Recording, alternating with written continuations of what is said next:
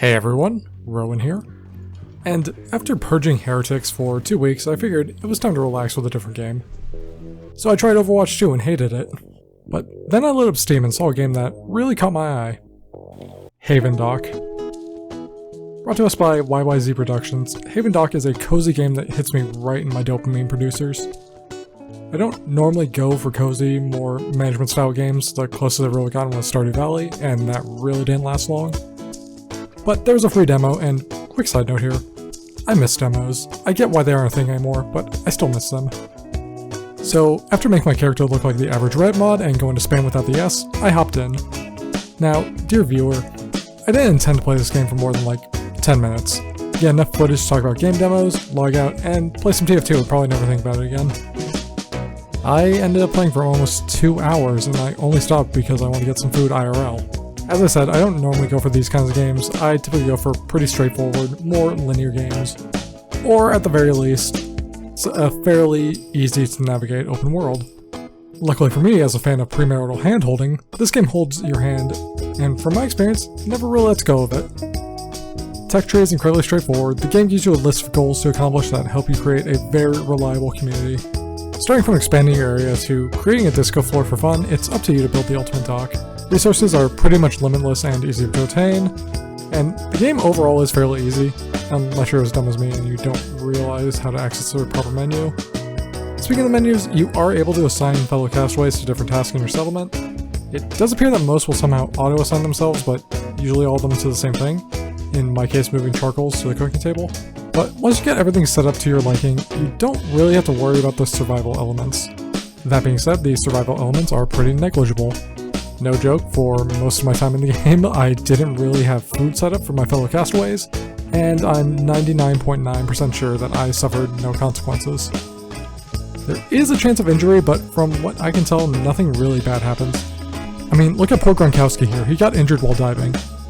I sadly didn't have the ability to heal him, so what do you think happened? Did he die? Did he become 100% dependent on the rest of us to care for him without being able to help out for the rest of the game? No. No, he just limped around with a broken bone icon until I could build a mattress and give him some medicine. Now, if you're into the civilization management genre, is that even a real title? If you're into more hardcore resource management games, you might be shaking your head and wondering why you're still here listening to a smooth brain. But as a smooth brain, all of those things just add to my enjoyment of the game. A low-stress environment where guidance is offered, but ultimately you can go at your own pace. Personally, I was a lot more focused on building out to the surrounding platforms. Gronkowski, I'm sorry, but your leg will have to wait. I need to make it to the lighthouse. Also, speaking of the lighthouse, do yourself a favor and get to it as fast as possible. It unlocks merchants, and they can help you out big time. See, Gronkowski, I told you the lighthouse was important. I can fix your leg now. The lack of urgency for injuries also extends to NPCs joining your platform. No joke, I had one wait for several in-game days while I waited for the vegetables to grow, or me to bring them onto the island. Really, the only part of my playtime I found difficult was gathering the resources needed to trade to the NPCs to get them to join your island, but even with the wait times, they aren't that bad. I mean, this might just be me being used to the waiting mechanics in idle games I used to play, but holy heck, I barely have time to send memes to my girlfriend. Now, I should mention that everything you've seen in this video so far has just been the free demo. Yeah, this is more akin to the older shareware style where you got a large portion of the game instead of maybe the intro if you're lucky. I have a bit more to say about demos, but I'll leave that for another video. Now, this has very much been the most— what the heck did I write? Now, this has been the most— I don't want to say addicted, but the most absorbed I've been into a cozy game since Animal Crossing New Horizons. And that game had the benefit of the human malware to give me a reason to play it. And now on to the part of the video where I stop pretending to be a game reviewer and just gush about what I love about the game. As I mentioned, there's a free content-rich demo, and that's pretty cool. I typically avoid these games because I'm a certified smooth brain, but everything is laid out in just such an easy to understand way. The game oozes charm from the second you create your character. The bits of flavor text on most items and objects always puts a smile on my face no matter how many times I see them. I really like the barter system, and how it actually somewhat rewards you from giving more than you need to. Look, at the end of the day, whatever I say about this game is irrelevant. There's a free demo, this game will pretty much run on any computer built within the last 10 years. The only real excuse for not giving this game a try is just having a lack of interest in the genre, and honestly I don't blame you if you think that way. Like I said, I only gave it a shot because I want to make a video about demos this week, but I highly recommend giving Havendock a try.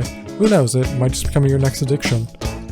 Anyway, I've been Rowan, stay hydrated, and I hope you all have a great day. Starting from expanding your area to creating Starting from expanding your area to creating a disco floor for fun, it is up to you to build the ultimate dock. My doggo decided he wanted to pitch on the video.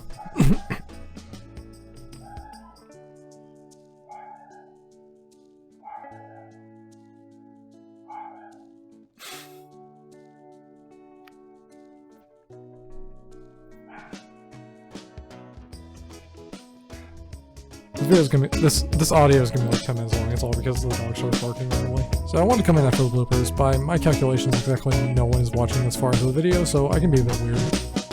I've been trying my best to improve my craft here on YouTube, trying to get better at the editing, script writing, and my line delivery. So obviously I have a lot to learn. So what I'm trying to say here is, please leave some feedback in the comments on what I can do better. I plan on continuing to talk about games and gaming predominantly, as that's where a lot of my interest lies.